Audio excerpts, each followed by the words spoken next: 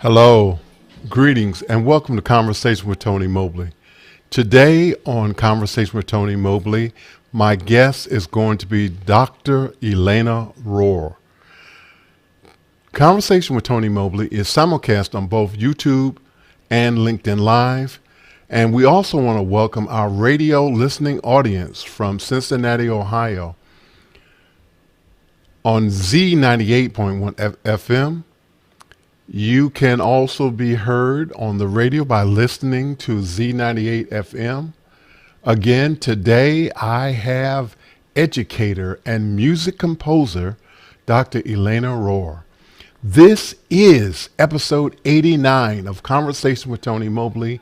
Thanks to all of you for being a part of this journey. And I want to thank the team behind Conversation with Tony Mobley for all of your hard work. You can go to conversationwithTonyMobley.com, and there you can go and participate in asking questions for our conversation tonight. On conversationwithTonyMobley.com, you can participate in the Mukana chat, courtesy of Alex Lindsay in 090. The Mukana chat provides you an opportunity to ask your question, and your question can be voted up or down. On the website, go to conversationwithTonyMobley.com, and you can participate in this conversation that we are having tonight. And so we are going to get started. My first question is, who is Dr. Elena Ruehr? Who is Dr. Elena Ruehr? Again, thank you so much for being with me tonight. Well, thank you, Tony, for having me. It's a great pleasure to be here. I would say, who am I? My goodness, I'm a composer of classical music. I write music for string quartets, and I write operas, and I write all those standard old kinds of music, but in a kind of modern way. I'm also a teacher at MIT. I've been there for 30 years, and I'm a mom. I have a 26-year-old daughter. And I'm married and I have a dog, and that's kind of my life. I write music and I hang around. Well, again, thank you so much for being here with me tonight. And we're going to go to the very next question. And that question is, what is it like to be the daughter of two college professors? Well, that's I could give you a long answer to that, which is that my dad is a math professor. Or he's retired now, but he was a math professor. My mom taught English and writing and film to some extent, and she made documentaries, that kind of thing. And I have to say, it's my experience. You know, it's very funny to think about what it's like to be the daughter of two college professors, because that's all I've ever known. I think that my dad was a very, both my parents were very free spirits. And I think that it was, they were college professors in the 60s and 70s and 80s. And they started out, they weren't hippies, but they were sort of that kind of generation, very open-minded. they always had their summers off because they weren't teaching. So we would go on cool vacations every summer where we'd jump in the car, all three kids and my parents, and a tent and some sleeping bags. We didn't have a lot of money, but we had time. And my dad would say, "Where should we go?" And we'd all say, wherever we wanted to go. And then we'd drive off to wherever it was. We went to the Pacific Ocean. We went to the Rocky Mountains. We went, to the East Coast. We went to California. We went to all kinds of places from our little house in Michigan. That was very cool to have my parents kind of free and able to be with me and able to. My mom gave me piano lessons. My dad was very playful and fun. So yeah, I don't know if that answers your question. It does. And I just wanted to tell you, my college roommate brother was in the PhD program at University of Michigan, and I had the opportunity to ride with him one day from Atlanta, and we spent a couple of days up there, and it is such a beautiful campus in Ann Arbor, and I've never forgotten that. And that was in the middle of the 80s, I believe, that I had that experience. But I think Ann Arbor is probably one of the most beautiful campuses in the world. Well, I went to school in Ann Arbor in the 80s, so we might have bumped into each other, which is kind of funny. But I grew up in the Upper Peninsula of Michigan, which is a 10-hour drive north of Ann Arbor. It's quite a different place. It's even more beautiful, but it's very remote. It's almost like another country up there. Very, very natural and undeveloped.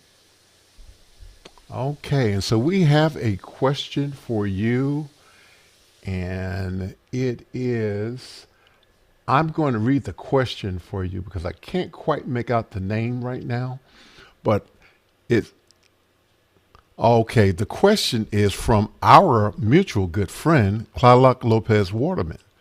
And his question is, "Hi, Elena. What is your favorite thing about seeing your work produced?" Oh, that's a big question. I mean, it makes me think, since we're talking about my childhood, when I was, 15 years old, I would walk home from school and I would imagine my future. And I imagined that I didn't even really know what opera was at the time. I just knew that I wanted to work with lots of people in a group and produce cool things together. And that I would have some sort of, I would kind of be the boss of it, like it would be my vision becoming real. And when those visions that you have become real, and they do, they're all dreams that you just dream up, it can take years for the dream to become reality. But when they do become real, you just feel so fulfilled and excited. And, it's a wonderful thing. But I'll be perfectly honest, when I have a piece done, so I write the music and other people play it. When I have a piece done, the thing I like the best is the rehearsal that comes before the show. I like to watch how people work. I like to see what they do. I like to see how they make it happen. The actual show, when people are in the audience and they're clapping and there's reviewers, that can be kind of stressful. I really like the work beforehand. So our friend is back again with another question, Clark Lopez Waterman. When do you hear a composition? Before you put it to paper or during? Both. I work at the piano a lot. The first thing that I do is I improvise at the piano and I make sounds at the piano and I write those down. But then when I start working with the sounds, it's almost like having different colors. And once I have these different colors and I start playing with them, the process goes straight from the imagination to the paper, and the piano isn't involved. So it's kind of both. It's kind of both and back and forth. And I use a computer too, and I use the computer to help me get ideas down. And so it's a complicated process. I'm curious. Is there a correlation between mathematics and music? Oh, there certainly is. I teach it, I teach at MIT, and a lot of my students are very mathematically gifted and they pick up music very, very easily. My dad's a mathematician. Um, the way the notes, fit together is, if you think about music, it's written on a graph, right? When you write music down, it's on these 5 lines, but it's really just a graph that goes up and down according to what the notes are. And the rhythm is mathematical, and there are even higher level kinds of math that are involved. So yeah, it's very mathematical. It's also expressive, which is what makes it cool for me. I love math and I love telling stories and expressing emotion. So the two together is really cool for me. Okay. We have a question from John Preto of Las Vegas. And the question is there any merit to the efforts from Damien Rye and Nolan Rubin trying to trademark every melody? 68 billion combinations approximately. They did a TED talk about this effort. Well, I didn't see the TED Talk, and I'm not particularly familiar with their work, but I do know that melody is very complicated and that it's related to not just melody, but harmony. You change the chord underneath a melody and it changes what the melody is. You change the rhythm of the melody, you change the words of the melody. You can have the same 3 notes, twinkle, twinkle, little star, ba ba black sheep, have you any wool? I mean, those are, a lot of people don't realize those are really the same song because they have different words and slightly different rhythms, and there's just such a million different ways to conceive of how melody works that I think trademarking it is frightening, frankly. I don't like the idea of it. I think that it destroys the creative flow, but I don't know their work, so I could be stepping on something I don't know about. Okay. Well, thank you, John, for that question.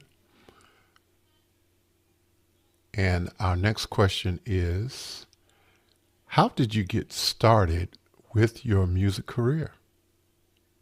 Well, I started when I was 3 years old, and my parents had a piano. My dad was a big time piano jazz kind of big band kind of jazz player, amateur, but he played for a living for a while.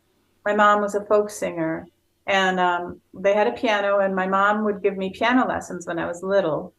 And she was a folk singer. She wasn't a classically trained musician. And she thought, well, if I was going to be playing the piano, I should learn how to write the little melodies that I was writing, very simple things, down. And so I started writing down little melodies that I was improvising when I was 3 years old. And I never stopped. And I spent some time writing sort of classical music, but I also wrote a bunch of pop songs. I must have about 50 pop songs that I wrote when I was a teenager, with my own lyrics. The lyrics aren't that great. That's, one of my problems. I'm not a great singer. I mean, I can sing in tune, but I don't have a beautiful set of pipes. So if I had had a beautiful set of pipes, I probably would have gone into pop music. But I was very attracted to the math of music. And when I went to the University of Michigan and auditioned there, I went to a class and they were talking about Alban Berg's Wozzeck, which is a very, very complicated modernist opera. And I was completely fascinated. I had never heard anything like it.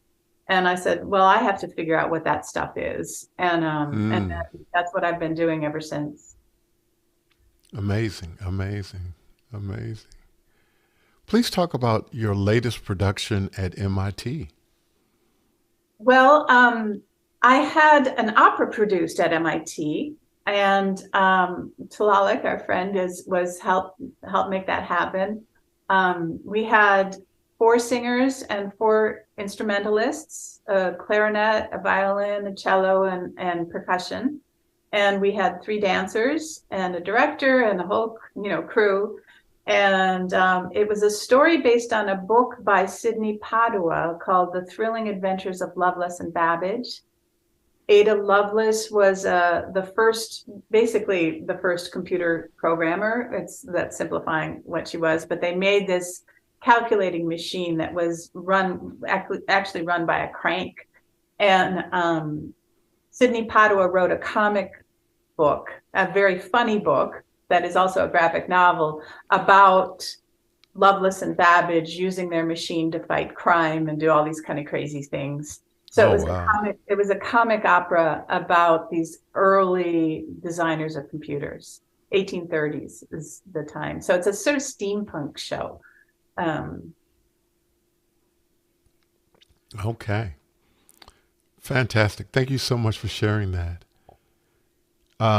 When did you know that you wanted to teach on a college level? Well, my parents were professors, so there was a little bit of, I wouldn't say there was pressure, but there was certainly an understanding that education was very important. And so getting a PhD was kind of the right thing to do, kind of the family thing to do. I was following in the footsteps of my family, and my brother also has a PhD. And so when I got the PhD, and then being a composer, I mean, right now I make more money as a composer than I do teaching, but when I was younger, making money as a composer was practically impossible. So there was the practical aspect of teaching that was just, having a steady job.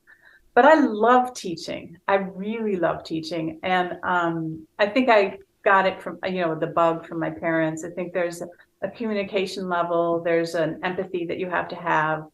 And there's the excitement when you see somebody else get an idea that their eyes light up. And I just love that experience of making people's eyes light up. Can you talk about the schools that you went to, if that's okay? Sure. Yeah. I went to the University of Michigan for my undergraduate degree, and I went to Juilliard for my master's degree. I started my PhD there, and my teacher, Vincent Persichetti, who was a great, wonderful teacher, passed away in the summer between during my PhD. And I was lonely for Michigan, so I went back to Michigan and got my doctorate there. Thank you so much for sharing that. Did the pandemic affect how you teach? Oh, sure. I had to teach on Zoom, which was, complicated. It affected me in a couple of different ways. One, I had to teach on Zoom, but I adjusted, and, I got to wear my pajamas when I was teaching, which was kind of nice. Or at least, pajama bottoms. And, but, one of the things that I did, and this might be a moment where we could play a little clip, if you don't mind. I got interested in elementary school kids on Zoom. I thought they were really kind of bored, and it was so hard. And I thought, what could I do to contribute to kids on Zoom that had to do with the kind of music I write and the arts? And music is so hard to teach on Zoom because it's the time delay and everything. So I made a piece of music called Insect Dances, and one of the pieces is called Spider Swing. There's 6 different pieces. They're all about different insects that have a party. And there's a story, and but anyway, there's a piece called Spider Swing, and you see it up on your screen now. And if you play the music, you'll hear the music that I wrote, but this is the video that I made for the kids. Yeah, everyone who is listening and watching us can hear it. We can't hear it, but they can. Okay, all right. So you get the idea.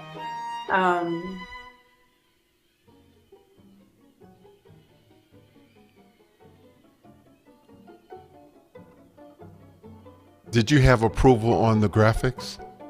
Those graphics are made by my students at MIT. I got wonderful. I got a grant to pay them to make this. And they're all undergraduates at MIT. Wonderful. That's amazing. It looks great. Yeah, it was a lot of work. It took 8 people, a year and a half. And we showed it at a school in Dorchester, which is the Codman Academy, which is a public charter school. And we got the kids to draw pictures of insects, and the insects have been incorporated into the film. We're still working on it because there's 6 of them. But you can find that. I can put that link to that on the chat, or maybe somebody else can do that if you want to see the whole film and listen to the music. But the music is very modern, but still sort of playful. And so it was trying to get kids a chance to hear modern music and have a way in to kind of what it might be about.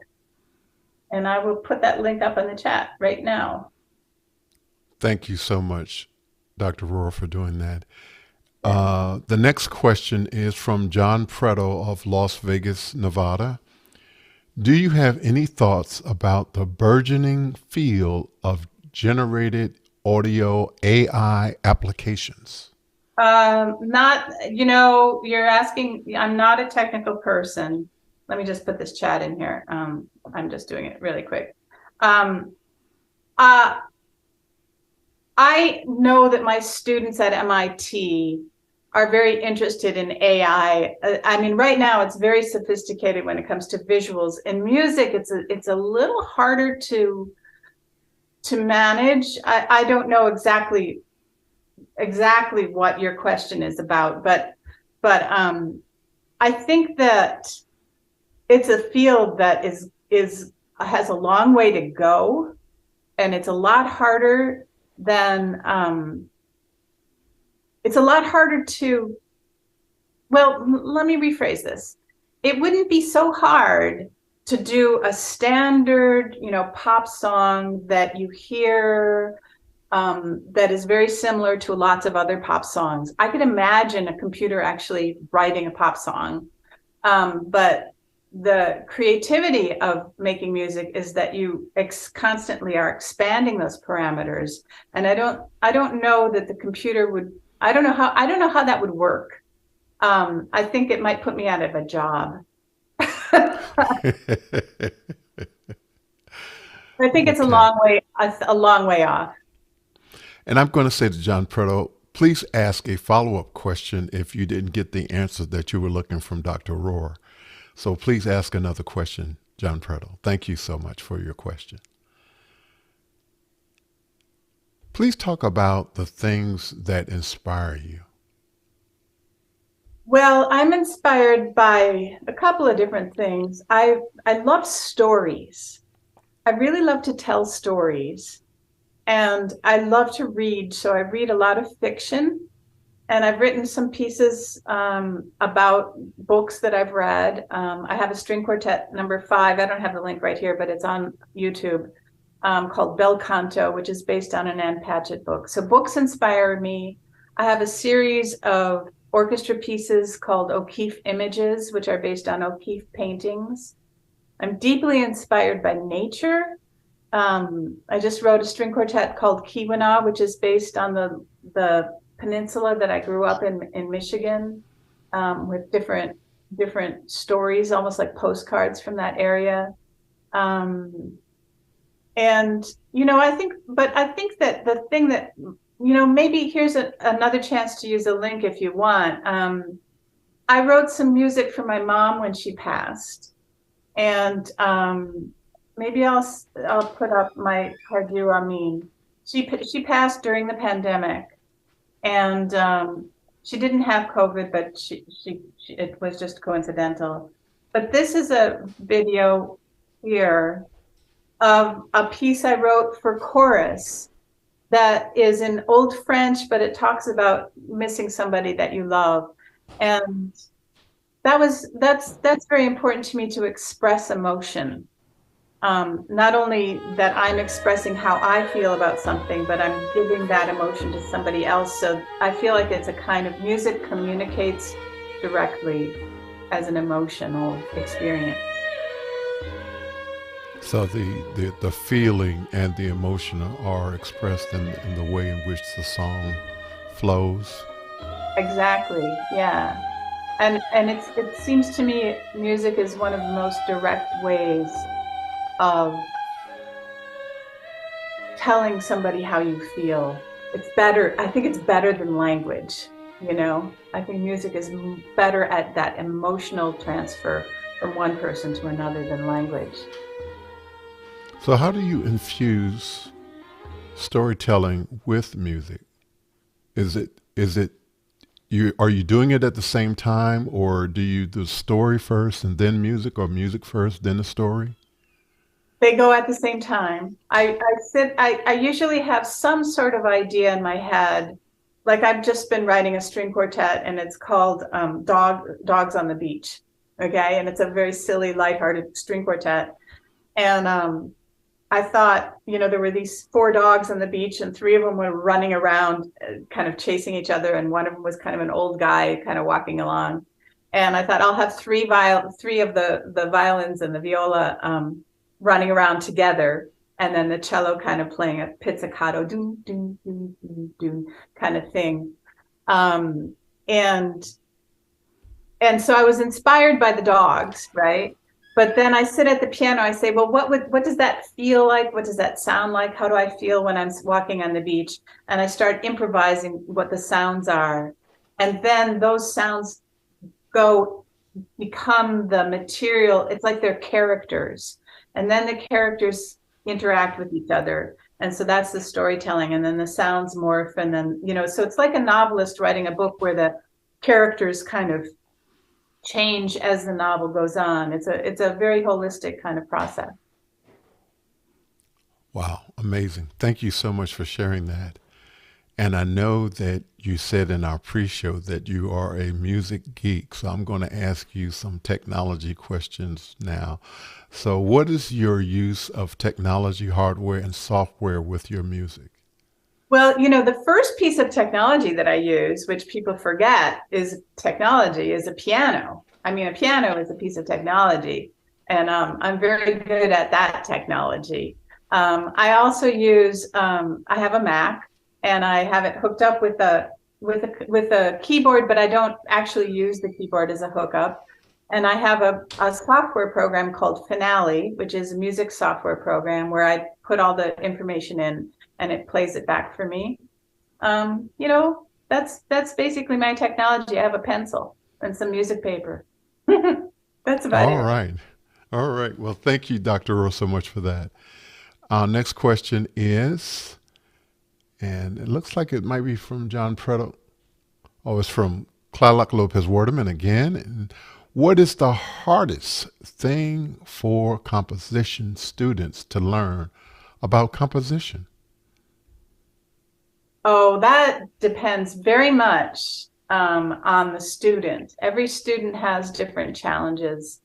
Some students have trouble just kind of understanding notes and how they sound, and training their ears so that when they hear a sound, they know exactly what it is. That can be the hardest thing. Other students are very good at that, but they get blocked. They have creative blocks and they don't know how to get past their blocks. Some students have very bad working habits. I compose every day from 12 to 6 basically. Some students can only compose when they feel inspired, and that's not that's not good enough to be a professional. Yeah, different students have different challenges. So when I teach, I try to change my approach according to what their challenges are. I think when I was studying, I had trouble making my music last long enough. I would write something, but it would be very short. And my teacher, Vincent Persichetti, used to give me lots of metaphors and encourage me to tell stories with my music to make it expand and make it last longer. So, a good teacher should adjust how they teach to what the student is, kind of struggling with. So, if you don't mind, what you're saying is that you teach to what the student might need to glean from you. Yeah, yeah. And I mean, if I'm teaching in a classroom, I have to kind of get the tenor of the class and teach 20 people at the same time. But if I'm teaching individually or in small groups, yeah, then I tailor what I talk about according to what the student really seems to need. Very cool. Thank you so much for sharing that. Please tell us about your continued professional and personal development.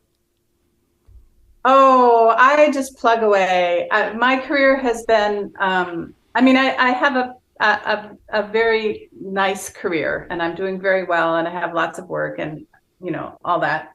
But it's been a long, slow climb. I didn't have some, stratospheric ascent. It's just been one little rung on the ladder after another. And I feel like I'll just keep doing that. And the main thing for me is that it's not the success that I have, it's that I enjoy sitting and working every day. I love my work. I love the actual work of doing it. And the success is kind of gravy, and I love it when things go well. But it's very important that the journey is its own reward. And as personal development, I mean, it's the same thing. I get so much joy out of my work. Maybe that's something I learned from my parents, was that they both loved their work, and that was very important, that I spend my life doing something that I loved. And that, so work is play for me. And so it's very good. Other personal developments, I have this beautiful daughter who's wonderful, and my family is very important to me. My husband is very important to me, and my dog is very important to me. So my family is an important thing that I constantly work on. And I'm going to take this opportunity to say to our listeners and viewers, this is a great time to ask Dr. Ruehr questions. This is a great time to ask her questions. One of the questions, well, this is more of a statement than a question. I want to say thank you to your husband and your daughter for sharing you with us tonight. I really appreciate you being here, Dr. Ruehr. And I want to tell you, I know you told me that it was okay to call you Elena, but I want to tell you why I call you Dr. Ruehr. I call you Dr. Ruehr because while I do not have a PhD, I have friends who do. And I know what it takes in order to get a PhD. So it doesn't mean that I am not being personable with you. It's just that I understand the labor that you went through in order to be Dr. Ruehr. So that's why I will continue to refer to you as Dr. Ruehr. All right, I'll take it. Thank you. You're very welcome. We have a question from Clalac Lopez Waterman, and it's, what's your favorite piece of music? Did you compose it? Oh, my favorite piece of music. I have, it's very hard to say what my favorite piece of music is. I go through phases. I love Stravinsky's Rite of Spring. How can you not love that? I love Barber's Adagio for strings. I love some pop music. As a teenager, I was a huge fan of Led Zeppelin, of all, things, which seems kind of not like Barber, but yeah, I like Led Zeppelin, and I liked Paul Simon's music a lot. I had a Janis Joplin phase. I love Bartok. I have a story about Bartok, which is that when I was a kid, my dad had all these Beethoven and Bartok string quartets, and they're two different composers. They were all mixed up, and he used to listen to them all the time. They're both guy composers, but Bartok's first name was Bela, but it's Bela. Mm. My dad pronounced it Bella, and so I would say, Dad, what are we listening to? And he would say, Bella Bartok. And I thought Bella Bartok was a girl. And I thought, oh, I want to be like Bella when I grow up, because she's a great composer. And it took me a long time to realize that I was wrong about that. It was kind of too late by then.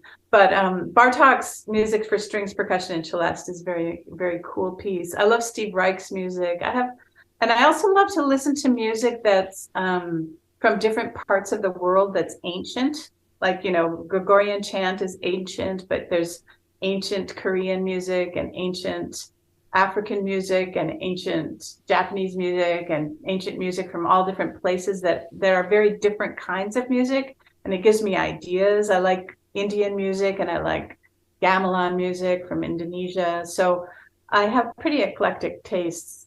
So no, I don't really have a favorite piece of music. I just have a lot of things that I listen to. Can you speak to the Can you speak to the emerging diversity that seems to be taking place as far as opera is concerned? And the only reason I mention this because I noticed one of your operas was about Toussaint the Overture, and I was just wondering if you could speak to that. Yeah, it's an interesting thing. I wrote Toussaint Louverture, which maybe your audience doesn't know that he was the great Haitian general who brought Haiti to independence against the French, against Napoleon around 1800. And I wrote an opera about him because I was really interested in writing a story about a great hero that lived at the time of Mozart, which is when he lived. And I was really interested in the Mozart operas. And the commission that I got was to write for this really fantastic baritone named Stephen Salters, who you can see in the link that's up there. It's the first link called Toussaint Finale. Stephen is Black. And I thought, well, I'm going to write a great Black heroic character for Stephen to play. And it's an interesting thing because I'm not Black. And at the time it was kind of cool to do it. But as time has gone on, it's become pretty clear that people want operas, when they're Black characters, they want to have a Black composer, a Black author, a Black writer. There you can see Stephen as Toussaint in the center of the stage. So the opera has had a hard time getting reproduced, partly because of that, which is kind of interesting for me. But there are really great opera composers who are now there. There's a real effort to change opera and classical music to make it more diverse and more inclusive, which means not just having Black singers and Black characters, but having Black authors and Black writers and Black composers and Black librettists and stuff like that. So I think it's a wonderful thing, and it's really great. So one of our most famous composers living right now is the composer in residence with the Chicago Symphony. Her name is Jessie Montgomery. She's a fantastic composer. And she's a woman and she's Black. And it's really great because I think she won a Pulitzer Prize, and she's just really fantastic and doing great work. And that was a very unusual thing 30 years ago, to have a Black woman composer make that kind of impact in the world. Very cool. Thank you so much for sharing that. Clylock Lopez Waterman is back again. Can you tell us about the thrilling adventures of Lovelace and Babbage? Well, that's the opera I was talking about before, which is about the computer programmers. I think what I should do is dig up a link to Sidney Padua so you can see. I'm going to look on my computer. Give me a second. And while Dr. Ruehr is doing that, I'm going to say again, we have a good 20 minutes, I believe, left. And this is a good time to ask Dr. Ruehr some questions. Here's the link to the book so that if you guys are curious, you can see what a really fantastic book this is. Very, very wonderful. And Sidney Padua was, so I'll tell you the story about how I got this opera. I heard Sidney Padua on the radio, and she was being interviewed, and her book was a big bestseller. And I went and bought the book, and I read it, and I loved it. And I thought this would make an amazing opera. And I wrote to her, I emailed her agent, and she wrote, and I said, I want to turn your book into an opera. And she wrote right back. She said, yes, yes, please, let's do it. And so we worked together to make the show into the book or into the opera that it is, along with a librettist named Royce Vabrick, who's a very fine wordsmith and theater writer. Well, thank you, Claudia Lopez Waterman, for that great question. And thank you, Dr. Ruehr, for your great answer. We're going to go to the next question, and that is from Taylor Sunderhouse. Can you share how you made your first dollar on composing music? Wow. I have to think about that because it's been a long time. But I mean, I first made my living as a musician, as teaching piano lessons. And then I played the flute for various, like a gig kind of thing for various little orchestras or for weddings or things like that. And then I joined a band when I was in high school, and I played in a band for a year. And I made more money in that band than I did as a classical musician for the next 10 years. I didn't make a lot of money in the band, but I hardly made any money as a classical musician. And then when I got into classical, of course, I was in school and stuff. So, you don't make a lot of money when you're in school. But I think I'm trying to remember the first commission I had that paid well. I don't know. I mean, when I was 28, I got a commission to write an orchestra piece called Shimmer, and that was turned into a CD, and I made a little money off of that. And that might have been my first gig, and they approached me and said, "Would you write us a piece?" And I said yes. And since then, I get people write to me. They find out, they know who I am from a word of mouth or whatever. And they say, "Will you write us a piece? And here's a certain amount of money, and it has to be done in this time, and it has to be this long," and all this stuff. And then I write the music. Amazing. Thank you for sharing that.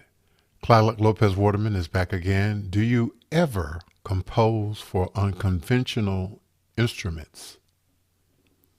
Well, I have tried, but I for my Lovelace and Babbage opera, I wanted to use the sounds of this machine that Lovelace and Babbage had created called the Difference Engine. And I went and I recorded the machine and morphed the sound and programmed it into a marimba, like a MIDI marimba, so that the sounds would be triggered by the marimba. But there were problems with it because the marimba's response time wasn't as fast as it needed to be for the percussionist to play with live instruments. And we ended up not using it. I don't know if I'll use it in the future. That's probably the most unusual thing I've ever done.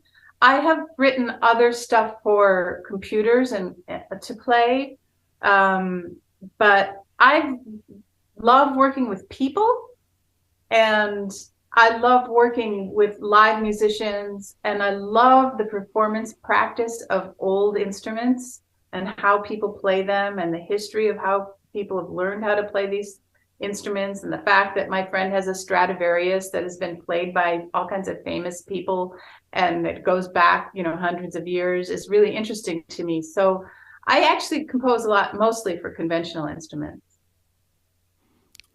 Thank you, Claudia, so much for that question, and thank you, Dr. Ruehr, for your answer. And it looks like, can you share a past success and a recent success and what you learned from them?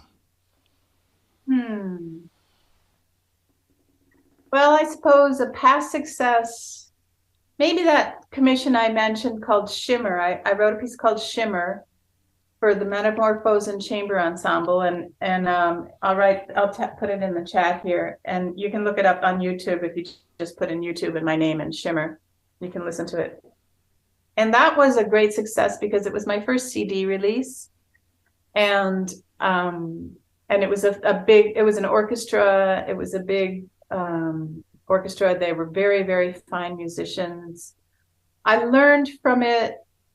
Well, I had to write it really quickly. I got the commission and I had to have it done in 8 weeks.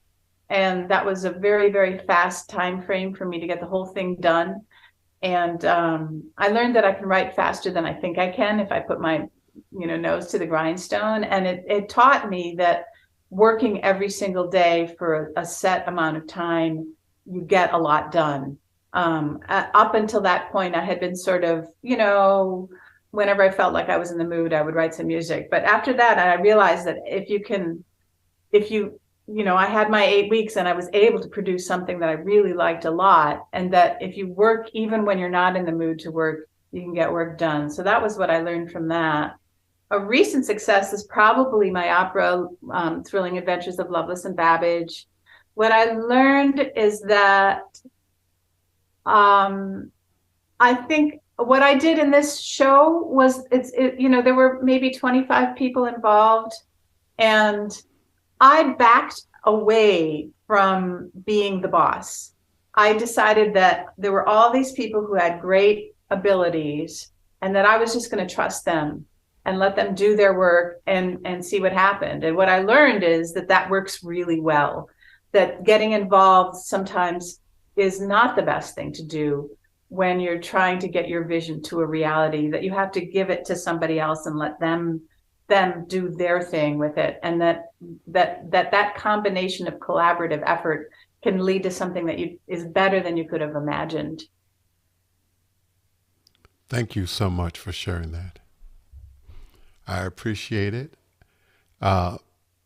What is next for Dr. Elena Ruehr? Well, I got a job recently. I'm going to be the composer in residence with an orchestra in Lincoln, Nebraska, which means I'm not going to move to Lincoln, but I'll be going back and forth from Boston to Lincoln some.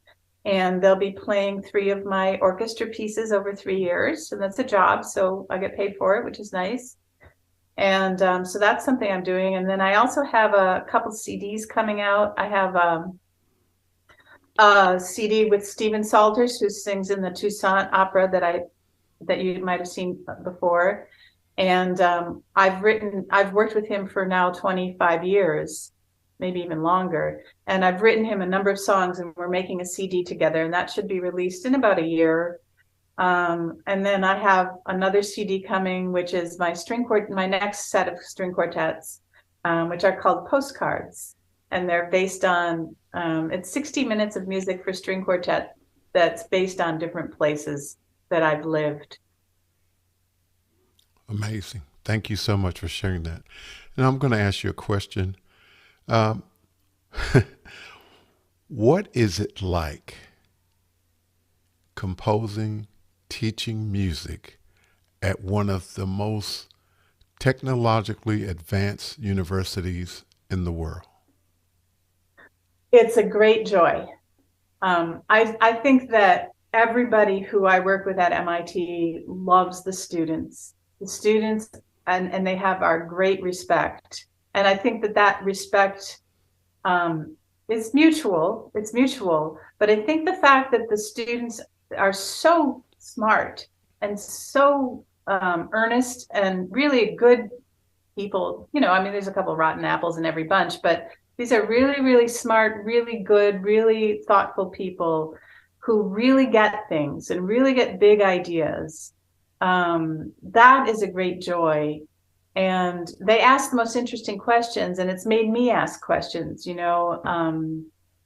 kind of questions that I was asked in graduate school were kind of things like, maybe in a smaller box than the kind of questions that my students ask me. They ask me big, big questions. What is music for? How does it work?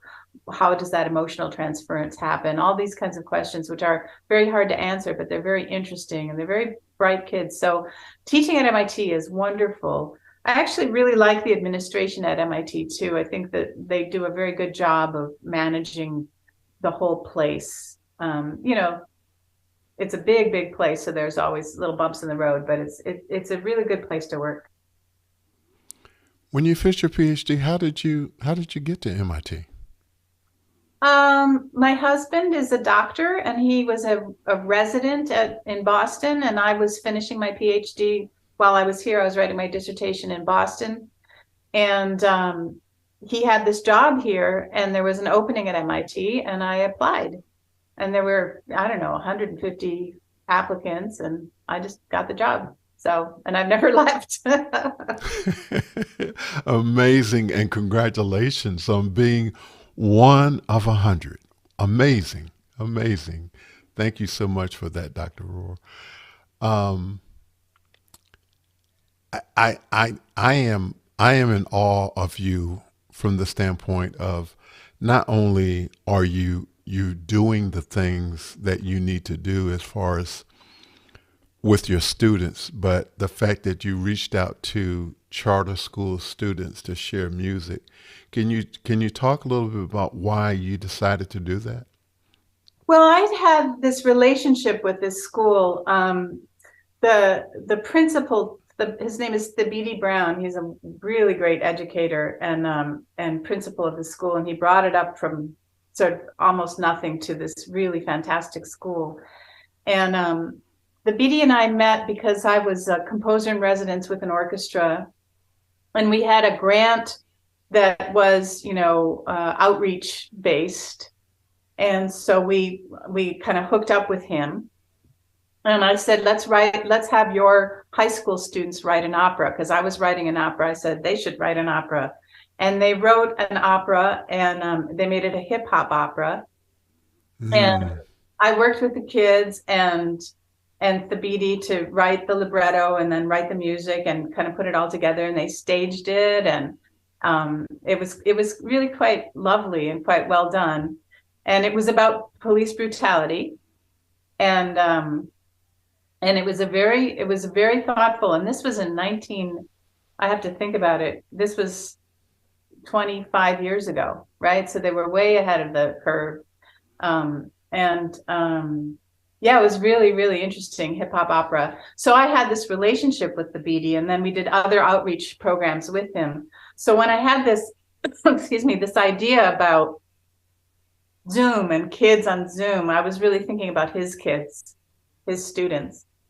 And it's a K through 12 school. So this particular film that I had of Spider Swing is geared toward third, fourth, fifth graders.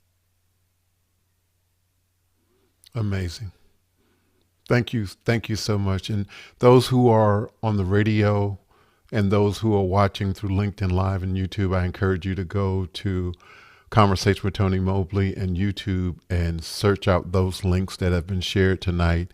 It is amazing what Dr. Rohr has been doing over the last 30 years. Thank you so much, Dr. Rohr. And our final question for tonight is, you're speaking to the world. What do you want them to know? I suppose that one of the things that I would say is that classical music is kind of a niche venue, and not everybody likes classical music. Not everybody listens to classical music.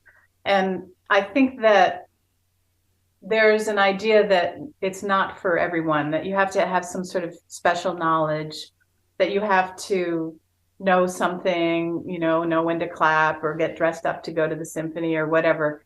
And it's not true. I mean, the people who wrote classical music, yes, the people who listened to it were aristocrats. And we have this idea that it's this aristocratic music. But the people who wrote it, Mozart was a servant, right? Bach was a servant. They were servants who were serving the aristocrats. They were like the cooks. They were paid at the same level as the cook. This is music for people. And it does communicate. If you listen to it, all you have to do is listen to it with an open mind and try to understand what the emotion is behind the music. And even the most modern music has emotion behind it. And if you, and it can put you off a little bit because it doesn't sound like what you're used to. But if you have an open mind and you just allow the emotion to flow as you listen to the sound, not get impatient, not beat yourself up if you think you can't understand it, but just allow the emotion to be there. I think you are a classical music lover. It's just that's all you need to do. And it's very, very fulfilling. So the road that you just took us on, do you want to remove the label of classic?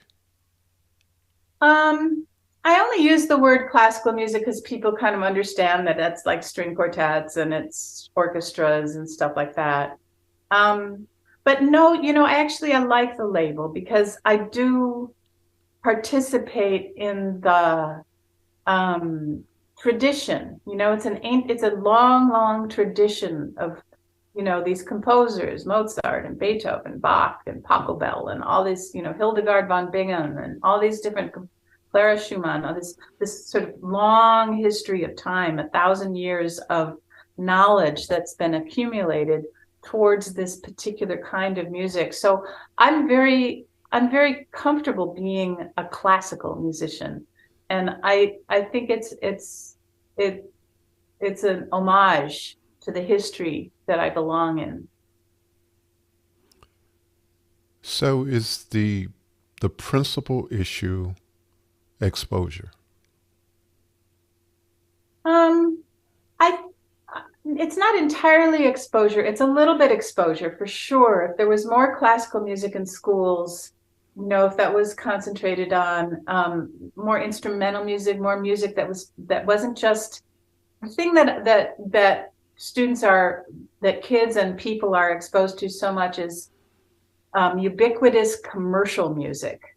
Music that's made by music producers that are constantly looking for what will sell the most records. And that is a naturally conservative sort of point of view, because what sells is what people are used to.